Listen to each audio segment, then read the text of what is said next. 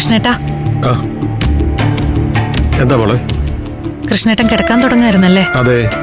ഞാൻ ഒരു പ്രധാനപ്പെട്ട കാര്യം പറയാൻ വിട്ടുപോയി. പറഞ്ഞോ മോളെ.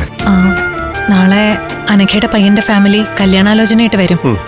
കൃഷ്ണേട്ടൻ ഇവിടെ തന്നെ ഉണ്ടാവണം. ഞാൻ ഇവിടെ തന്നെ ഉണ്ടാവും.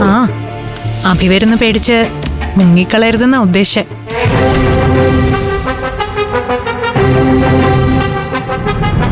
അച്ഛൻ എന്തിനാ ആരും അറിയാതെ ഞങ്ങളെ സംരക്ഷിക്കുന്നേ? എന്നെ എങ്ങനെ തിരിച്ചറിഞ്ഞു?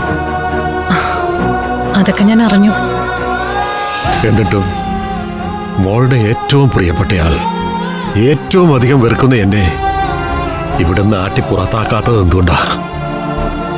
അച്ഛന്റെ ഉള്ളിൽ ഒരു നല്ല ഉദ്ദേശമുണ്ട്. അത് തിരിച്ചറിഞ്ഞുകൊണ്ടാ അച്ഛൻ ഇവിടെയുള്ള കാര്യം ഞാൻ അബിയോട് പറയാത്തത്.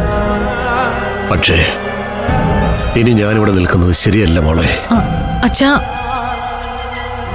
എന്നെ തിരിച്ചറിഞ്ഞിട്ടും മോൾ എന്നെ സംരക്ഷിക്കുന്നു എന്നറിഞ്ഞാൽ അത് മോളും അഭിമന്യുവും തമ്മിലുള്ള ബന്ധത്തെ ബാധിക്കും. ഒരിക്കലും അഭി എന്നെ തെറ്റിദ്ധരിക്കില്ല അച്ഛാ. ഞാൻ വിചാരിച്ച നിങ്ങൾ തമ്മിലുള്ള ബന്ധം വീണ്ടും വിളക്കി ചേർക്കാനാകും.